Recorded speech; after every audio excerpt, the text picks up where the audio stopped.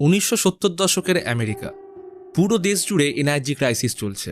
ফলে বিদ্রোহ, অন্তর্দ্বন্দ্ব, খুন একদম চরম সীমায়।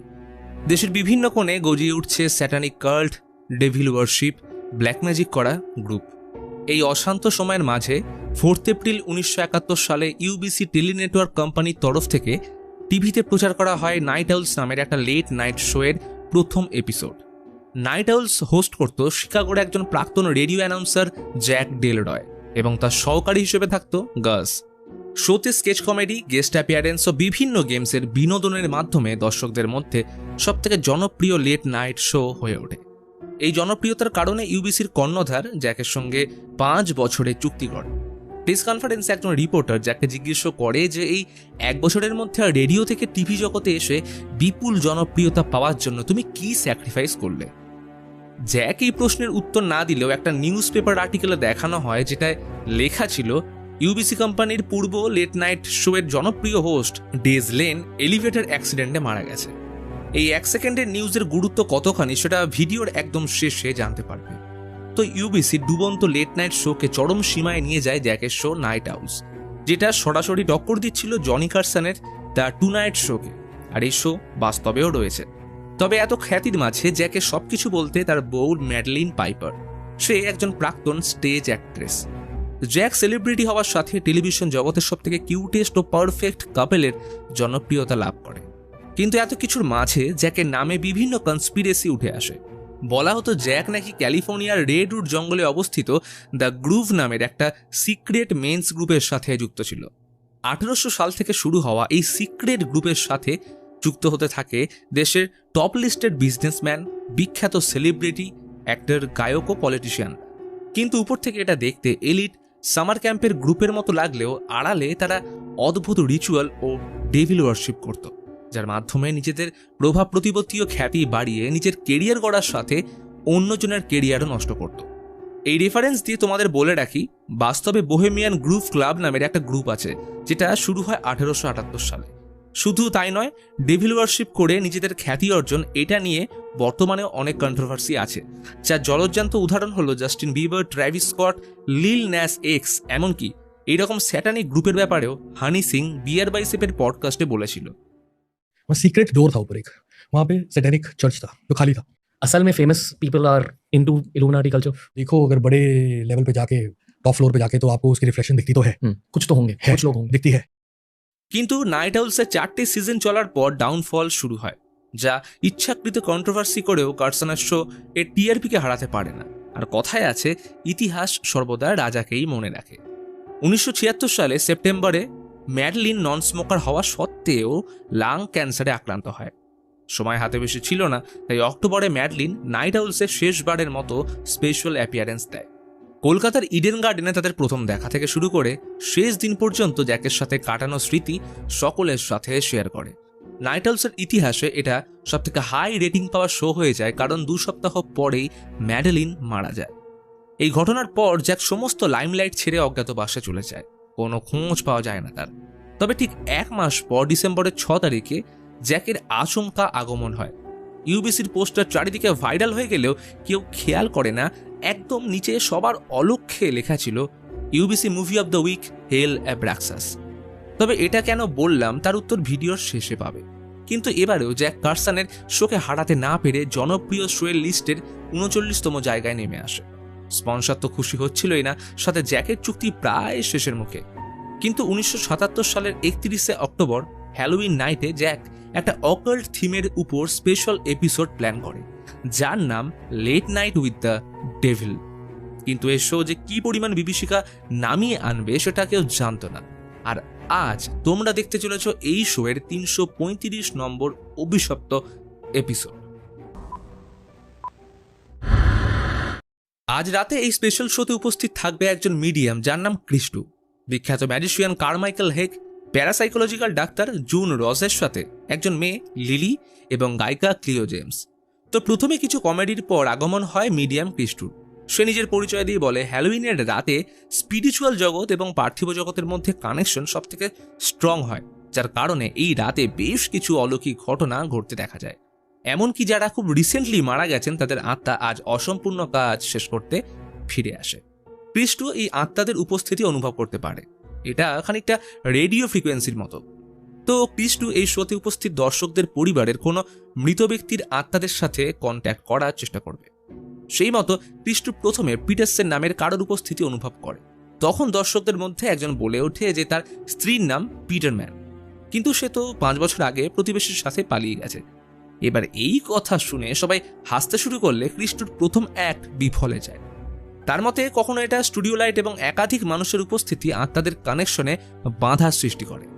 তবে পর মুহূর্তে ক্রিস্টো এডি নামক কোনো আত্মার সাথে কন্ট্যাক্ট করলে দর্শকদের মধ্যে উপস্থিত 2 জন মহিলার মধ্যে একজন বলে ওঠেন তার ছেলের নাম এডমন্ড এবং তার ডাকনাম ছিল এডি, আর পাশে বসা মেয়েটি তার বোন।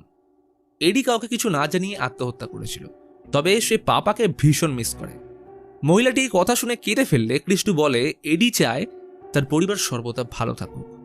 এই ঘটনায় উপস্থিত সকল দর্শক করতালির সাথে ক্রিস্টোকে অভিনন্দন জানায়। এরপর ব্রেকের সময় আসলে হঠাৎ স্ক্রিন ফ্লিকার করে আচমকা ক্রিস্টো মাথা ধরে বসে পড়ে। তার চোখের মনি উল্টে চিৎকার করে বলতে থাকে এখানে মিমিকে চেনে এমন কেউ আছে, কারণ তার স্ট্রং উপস্থিতি সে অনুভব করতে পারছে। এই মিনি প্রচণ্ড দুঃখে রয়েছে এবং ক্রিস্টো একজন অবিবাহিত পুরুষকে তার সামনে ওয়েডিং রিং সহ দাঁড়িয়ে আবছা দেখতে পাচ্ছে। তখনই পুরো সেটের কারেন্ট ব্রেক হওয়ার সাথে ক্রিস্টো স্বাভাবিক হয়ে উঠলে কোনোরূপ সময় নষ্ট না করে ব্রেক নেওয়া হয়। পরে আমাদের ব্ল্যাক অ্যান্ড হোয়াইটে শোয়ের বিটিএস দেখানো হয়। জ্যাক, শোয়ের প্রডিউসার সবাই জিনিসগুলো এনজয় করছিল এবং জ্যাকের এটা ক্রিস্টোর অ্যাক্ট বলেই মনে হচ্ছিল। তবে ক্রিস্টোকে একদমই স্বাভাবিক লাগছে না। তার নাক দিয়ে রক্ত বেরোচ্ছে আর বলতে গেলে দম বন্ধ হয়ে আসছে। তবুও রেস্ট করে রেডি হয়ে আবার শো শুরু হলে আগমন ঘটে পরবর্তী গেস্ট কারমাইকেল হেগ। মাইকেল তার কেরিয়ার ম্যাজিশিয়ান হিসেবে শুরু করলেও বর্তমানে সে ইন্টারন্যাশনাল সায়েন্টিফিক ফেডারেশনের আন্ডারে বিভিন্ন ভৌতিক গুজব ডিবাঙ্ক করে থাকে। এমনকি মাইকেল এমিটিভিল হাউস হন্টেড নয় এটা প্রমাণ করার জন্য এড ও লরেনকে ওপেন চ্যালেঞ্জ করেছিল, কিন্তু তারা আসেনি। আর বেসিক্যালি এইখানে সে এসছে ক্রিস্টোকে সবার সামনে এক্সপোজ করতে, তাই সে ক্রিস্টোকে বিভিন্নভাবে অপমান করার সুযোগ ছাড়ে না।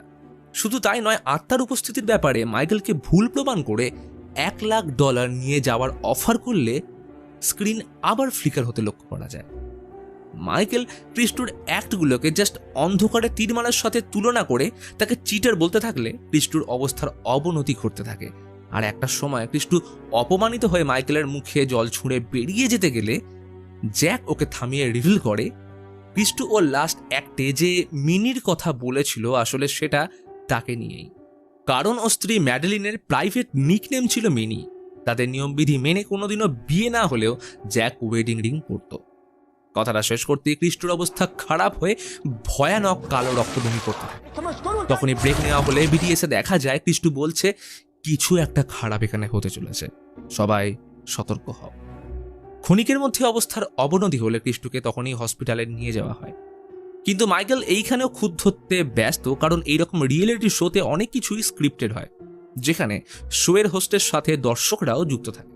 তবে এত কিছুর মাঝে প্রডিউসার জ্যাককে বাহবা দিয়ে শো পুরো দমে চালিয়ে যেতে বলে, কারণ শোয়ের রেটিং তো বাড়ছেই, সাথে বিভিন্ন স্পন্সর আসতে শুরু করেছে। এরপর ব্রেক টাইম ওভার হলে শোতে জ্যাক ডক্টর জুনের ব্যাপারে ও তার লেখা বই কনভারসেশন উইথ দ্য ডেভিলের নেপথ্যে কিছু ইনফরমেশন দেয়। বইটা লিলি নামের একজন মেয়েকে নিয়ে লেখা। তখনই আরও একবার স্ক্রিন ফ্লিকার হওয়ার সাথে লিলির বিষয়ে কিছু ভিডিও ক্লিপস দেখানো হয়, যে ডক্টর জুন কেমনভাবে তাকে খুঁজে পেয়েছিল। সময়টা 1971। ইউএসের প্রত্যন্ত এলাকার এক সাধারণ বাড়িতে সবার অজান্তে গজিয়ে ওঠে স্যাটানিক কাল্টের একটা নতুন গ্রুপ, যারা ইজিপশিয়ান ডেভিল গড অ্যাব্রাক্সাস ডিমনের প্রথম চার্চ নির্মাণ করে। এই গ্রুপের হেড ছিল জ্যান্ডর ডিয়াবো এবং তাদের স্লোগান হেল অ্যাব্রাক্সাস। এই ডিমনকে তারা নরবলি উৎসর্গ করে ওয়ার্শিপ করত, যার কারণে এই গ্রুপের মহিলা মেম্বারদের কাজ ছিল বাচ্চা জন্ম দিয়ে তাদের একটা স্পেশাল ছুরি ব্যবহার করে ডিমনকে উৎসর্গ করা। জ্যান্ডরের বক্তব্য ছিল যারা এই রিচুয়াল স্বচক্ষে উপলব্ধি করবে তাদের অ্যাব্রাক্সাস ডিমন পজেস করে। এরপর 1974-এ তাদের কার্যকলাপ FBI এর নজরে আসলে তাদের সাথে টানা 3 দিন লড়াই চলার পর সম্পূর্ণ গ্রুপ চার্চ সমেত নিজেদের জ্বালিয়ে মেরে ফেলে। কিন্তু এর মধ্যে 10 বছরের একটা বাচ্চা মেয়েকে জীবিত উদ্ধার করা হয়, যার নাম ছিল লিলি। তাকে মেডিকেল ট্রিটমেন্টের আন্ডারে রাখা হলেও তার অদ্ভুত আচরণ FBI-কে বাধ্য করে সাই রিসার্চ সেন্টারের সাথে কন্ট্যাক্ট করতে। আর এই সূত্রেই ডক্টর জুন ও লিলির সাক্ষাৎ হয়। 1976 জুলাই মাসে তার প্রথম সেশন রেকর্ড করে, যেখানে লিলির মধ্যে থাকা অ্যাব্রাক্সাস ডিমনের সাথে জুনের সাক্ষাৎ হয়। Is this the demon known as a...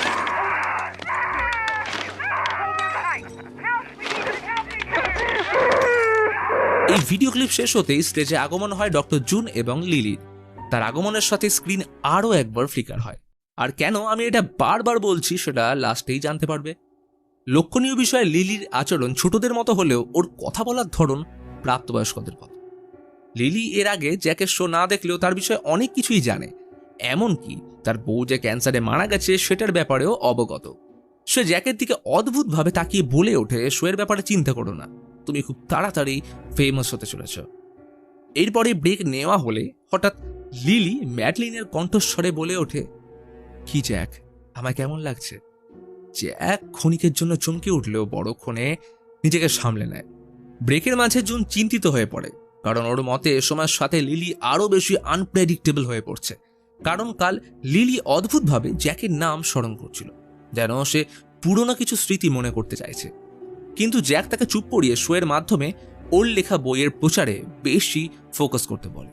এবং এইখানে তাদের কথোপকথন দেখে বোঝা যায় জুন ও জ্যাক একে অপরকে ভালোবাসে। তখনই প্রডিউসার এসে জানায় হসপিটাল নিয়ে যাওয়ার পথে ক্রিস্টু মারা গেছে। কিন্তু ড্যামেজ কন্ট্রোলের জন্য জ্যাক বলে এই খবর যেন কেউ জানতে না পারে, বিশেষ করে গাস। ব্রেকের পর শো পুনরায় শুরু হয় এবং তাদের সামনে রাখা ছিল অ্যাব্রাক্সাস ডিমনের চার্চ থেকে উদ্ধার করা রিচুয়ালসে ব্যবহৃত বেশ কিছু জিনিস, যার মধ্যে সেই ছুরিটাও ছিল যেটার মাধ্যমে ডিমনকে স্যাক্রিফাইস করা হতো। প্রথমে জুনের প্যারাসাইকোলজি সাবজেক্টের উপর পিএইচডি করা নিয়ে বেশ কিছু আলোচনা হয়, যেখানে অবশ্য মাইকেলের তির্যক মন্তব্য আসতেই থাকে। জুন বলে এই জগতে এমন কিছু ঘটনা বা সাই ফেনোমেনা হয় যার ব্যাপারে বিজ্ঞানের কাছে কোনো উত্তর নেই, যেমন টেলিপ্যাথি, টেলিকাইনেসিস এবং ডিমনিক পজেশন, যার জলজ্জান্ত উদাহরণ লিলি, যার ভিতরে ডিমন অ্যাব্রাক্সাসের উপস্থিতি রয়েছে এবং লিলি তাকে মিস্টার রিগেল নামে সম্বোধন করে, কারণ এই ডিমন পোকার মতো কিলবিল করে তার মাথায় ঢোকে এবং সময় হলেই আবার বেরিয়ে যায়। কথাটা শেষ করতেই স্ক্রিন ফ্লিকার হয়ে ইনস্ট্রুমেন্ট থেকে উচ্চ স্বরে সাউন্ড আসতে থাকলে সেখানে উপস্থিত কাঁচের জিনিসগুলো ফেটে যায় এবং ইলেকট্রিক ইম্পালস বাড়তে থাকে। আর এইখানে কাঁচ ফাটার আগে জাস্ট ক্ষণিকের জন্য এক অদ্ভুত অবয়ব লক্ষ্য করা যায়। আওয়াজ তখন সহ্যের সীমা ছাড়িয়ে গেলে মাইকেল তখন পাওয়ার প্লাগ খুলে সেটাকে অফ করে, কিন্তু এইখানেও আরও একবার স্ক্রিন ফ্লিকার হয়। মাইকেল এই পুরো বিষয়টা ব্যাকস্টেজের কারুকার্য বললে লিলি জানায় এটা মিস্টার রিগেলের কাজ এবং সে এই মুহূর্তে স্টুডিওতে উপস্থিত রয়েছে। জ্যাক তাকে শোতে ডেকে আনতে বললে জুন এর বিরোধিতা করে, কারণ এর জন্য দরকার প্রপার সেটআপ এবং পরিবেশ। তখনই মাইকেল এবং দর্শকদের মধ্যে বিষয়টা নিয়ে উত্তেজনা সৃষ্টি হলে জুন না চাইতেও লিলি তাকে আবদার করে মিস্টার রিগেলকে সবার সামনে আনার জন্য। তাই না চাইতেও জুন রাজি হলে কিছু শর্ত রাখে, যেমন উপস্থিত দর্শক, ব্যাকস্টেজ মেম্বার এবং বিশেষ করে গেস্টকে তাদের সাথে কোঅপারেট করতে হবে এবং যাই হয়ে যাক না কেন তার কথার অবাধ্য হওয়া যাবে না। এবং এর সাথেই নেওয়া হয় একটা ছোট্ট ব্রেক। জুন এতে একদমই খুশি নয়, তাই জ্যাককে দোষারোপ করতে থাকে। তবে লক্ষণীয় বিষয়, জুন যতটা নার্ভাস ফিল করছে ততটাই স্বতঃস্ফূর্ত লাগছে লিলিকে। এদিকে গাস জ্যাককে এই ঘটনার ব্যাপারে সতর্ক করে, কারণ যে জিনিসটা তাদের ধরা ছোঁয়ার বাইরে সেটা নিয়ে কোনো রকম এক্সপেরিমেন্ট করার প্রয়োজন নেই।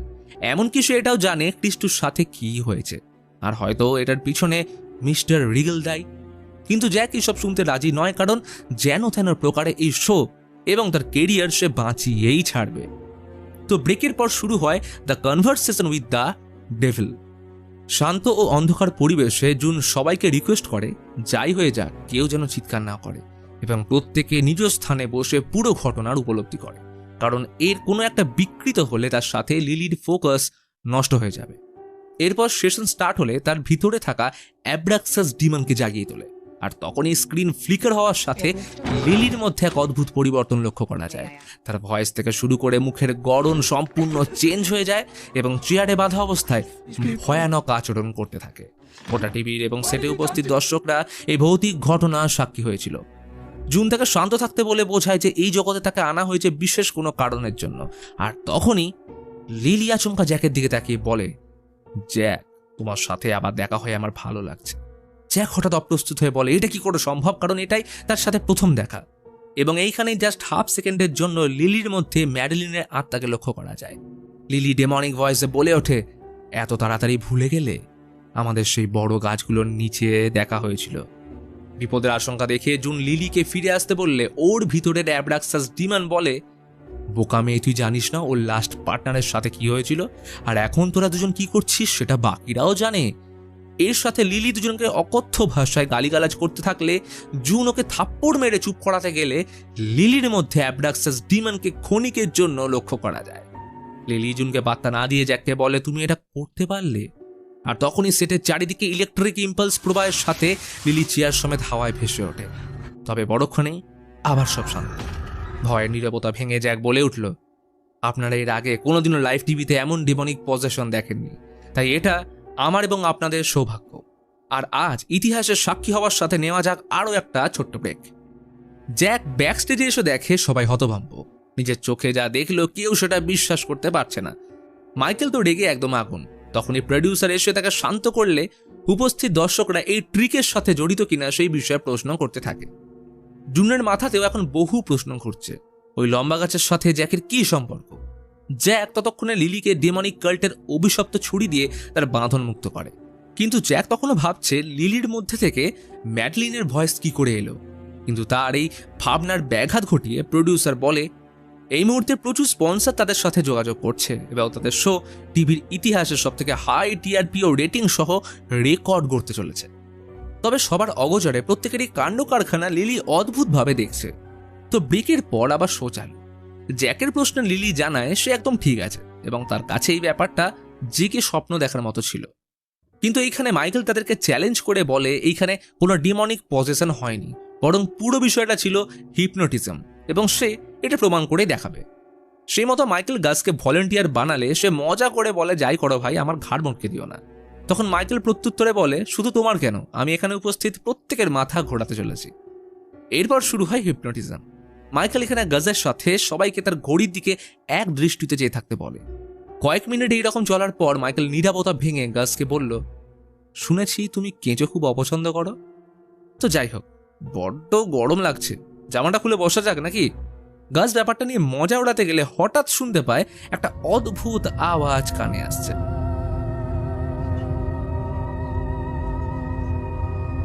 তখনই সে কথা মতো কোট খুলে বসে পড়ে। মাইকেল বলে, তোমার গলার পাশে ওই কাটা জায়গাটা থেকে কি একটা বেরোচ্ছে। আর তখনই লক্ষ্য করা যায় গাজের গলার পাশে ব্লেডে কেটে যাওয়া অংশ থেকে একগুচ্ছ কেঁচো বেরিয়ে আসছে। আর শুধু তাই নয়, গাজ ভয় তার পেট চিড়ে ফেলতেই ভিতর থেকে বেরিয়ে আসে পচা গলা কেঁচো। সেখানে উপস্থিত প্রতিটা দর্শক, জ্যাক, জুন সবাই ভয় কাঁপছে, কিন্তু লিলি এসব দেখে হেসেই চলেছে। পরিস্থিতি চরমে চলে যাওয়ার পর মাইকেল হঠাৎ তুড়ি বাজিয়ে সবার ঘোর কাটাতেই দেখে সবকিছু নর্মাল, সেখানে কিচ্ছু হয়নি এবং গাজ সম্পূর্ণ সুস্থ। জ্যাক তো ভেবেই পাচ্ছে না তারা যেটা এখন দেখলো সেটা কি আদৌ সত্যি। মাইকেলের মুখে এখন জয়ের হাসি। সে প্রমাণ করতে পেরেছে জাস্ট হিপনোটাইজ করে প্রত্যেককে বোকা বানানো সম্ভব, আর সেটাই জুন আর লিলি করেছে। কিন্তু উপস্থিত কেউ বিশ্বাস করতে না চাইলে তখন রিকোয়েস্ট করা হয় ক্লিপ রিওয়াইন্ড করে দেখার জন্য, কারণ মানুষের চোখকে ফাঁকি দেওয়া সম্ভব হলেও ক্যামেরাকে করা যায় না। সেই মতো ভিডিও ক্লিপ চেক করা হলে দেখা যায় মাইকেল সত্যি বলছে, কারণ ক্যামেরায় এইরকম কোনো অদ্ভুত ঘটনা ধরাই পড়েনি বা গাজের শরীর থেকে কোনো কেঁচো বেরোয়নি।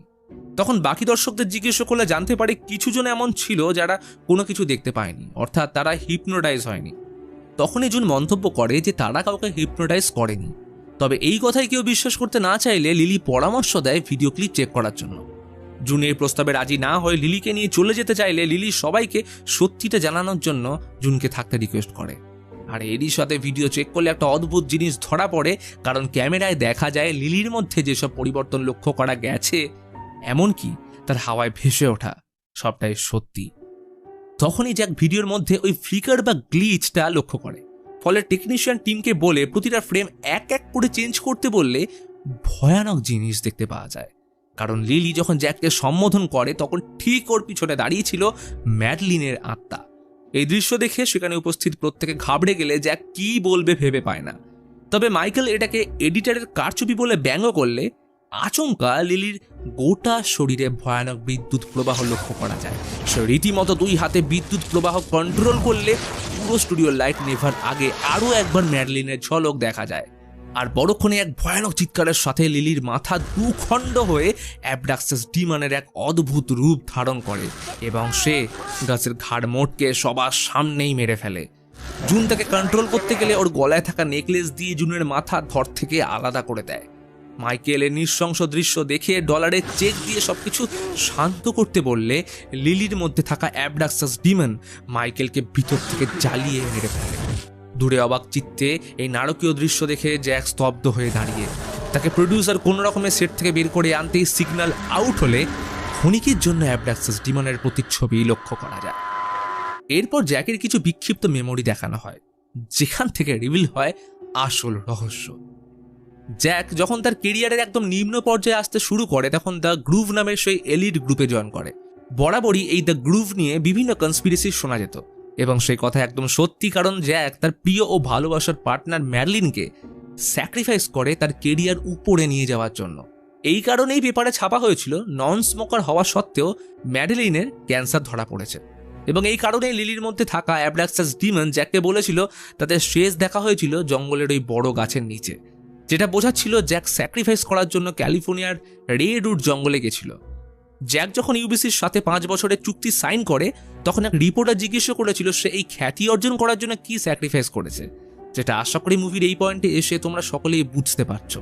আসলে এখানে প্রথম থেকেই আমাদের বিভিন্ন হিন্টস দেওয়া হচ্ছিল, এমনকি ইউবিসির মালিক তার শো রিভাইভ করার জন্য আগের হোস্ট ডেজ লেনকে স্যাক্রিফাইস করেছিল। লক্ষণীয় বিষয়, রিচুয়াল করার সময় প্যাঁচার পোশাক পরা কয়েকজনকে দেখানো হয়, যেটা এই গ্রুপ মেম্বারদের হিডেন সিম্বল, যার কারণে অ্যাবডাক্সাস ডিমনের চার্চে প্যাঁচার মূর্তি পাওয়া যায়। আর শুধু তাই নয়, জ্যাকের শোয়ের নাম ও সিম্বল ছিল নাইট আউলস, আর নাইট আউলসের পোস্টারের নিচে লেখা হেল অ্যাবডাক্সাস, যেটা জ্যান্ডরের স্যাটানিক গ্রুপের স্লোগান ছিল। তখন জ্যাক তার ভিশনে বিছানায় শুয়ে থাকা অসুস্থ ম্যাডেলিনকে দেখতে পায়। সে মৃত্যু যন্ত্রণায় কষ্টের মধ্যে বলছে, তুমি নাম্বার 1 হওয়ার জন্য যা করার সেটা করে সবই তো পেলে, কিন্তু এর জন্য এমন ক্ষতিপূরণ দিতে হবে সেটা কখনো ভাবিনি। এখন তুমি আমায় মৃত্যু যন্ত্রণা থেকে মুক্তি দাও। এই বলে জ্যাকের হাতে রিচুয়ালসে ব্যবহৃত সেই ছুরি দিয়ে তার পেটে ঢোকাতেই আচমকা ঘোর কাটে এবং দেখা যায় সে লিলিকে মেরে ফেলেছে। ভয়ার্ত জ্যাক পাথরের মতো দাঁড়িয়ে সত্যি মিথ্যার বেড়া জালে আটকে বিড়বিড় করে যাচ্ছে। শোনা যায় পুলিশ গাড়ির সাইরেনের আওয়াজ এবং এর সাথে মুভি এখানে শেষ হয়। আসলে এই গ্রুপ সর্বদা নিজের স্বার্থ নিয়ে কাজ করে। আসলে জ্যাকের সাথে ইউবিসির 5 বছরের চুক্তি তার নিজের জন্য নয়, বরং অ্যাবডাক্সাস ডিমনের প্রচারের জন্য করা হয়েছিল। জ্যাক এই স্যাক্রিফাইস করেছিল 1 নম্বরে আসার জন্য এবং সত্য অনুযায়ী নাম্বার 1 স্পটে চলে আসলেও এর স্থায়িত্ব ছিল জাস্ট কয়েক ঘন্টা। আসলে এটাই তো ডেভিলের ছলনা। অ্যাবডাক্সাসের চার্চ ধ্বংস হওয়াটাও প্ল্যানের অংশ ছিল, যেখানে সবার সম্মুখে এই স্যাটানিক কাল্ট শেষ হয়ে গেলে এটা অগোচরে ঠিকই দ্য গ্রুভের আন্ডারে তাদের প্রচার চালিয়ে গেছে এবং সেই চার্চ থেকে একমাত্র জীবিত লিলি এই প্ল্যানে যুক্ত হয়। আসলে ম্যাডেলিন যখন মারা যায় সেই সময় জুনের সাথে জ্যাকের প্রথম দেখা হয়, আর ওই একই সময় লিলি জুনের সান্নিধ্যে আসে। এবার জুন ও জ্যাকের মধ্যে সম্পর্ক চলাকালীন the conversation with the devil বইটা লেখে, যেটার বিষয়বস্তু ছিল লিলি, আর হয়তো অ্যাবডাক্সাস বললেও ভুল হবে না। এবং সেই বইটা প্রচার করতে তারা আসে জ্যাকের শোতে, যেখানে এসে লিলির মাধ্যমে অ্যাবডাক্সাস টিভির সামনে বসে থাকা দেশের সব দর্শকদের সামনে তার কার্যসিদ্ধি করে। আর অবশেষে ক্রিস্টুর বলা সেই কথা, হ্যালোইনের রাতে রিসেন্টলি মারা যাওয়া মানুষের আত্মা তার অপূর্ণ কাজ শেষ করতে ফিরে আসে, যার কারণে এই শোতে ম্যাডেলিন আসে। কিন্তু জ্যাক যেহেতু ম্যাডেলিনের আত্মাকে আগেই অ্যাবডাক্সাসের কাছে উৎসর্গ করে দিয়েছিল, তাই অ্যাবডাক্সাস ম্যাডেলিনের আত্মাকে নিজের ক্ষমতায় ইচ্ছে মতো ব্যবহার করছিল। এই জন্য শুরু থেকেই স্ক্রিন ফ্লিকার ও ইলেকট্রিক ইম্পালস দেখানোর অর্থ ছিল অ্যাবডাক্সাসের আগমন। তো অবশেষে পুরো বিষয়টা সাজালে দাঁড়ায় জ্যান্ডরের স্যাটানিক চার্চ ও জ্যাকের নাইট আউলস শুরু হয় 1971 সালে। ম্যাডেলিন মারা যায় 1976 সালে, আর জুন লিলির প্রথম সেশন করেছিল ওই 1976 সালেই।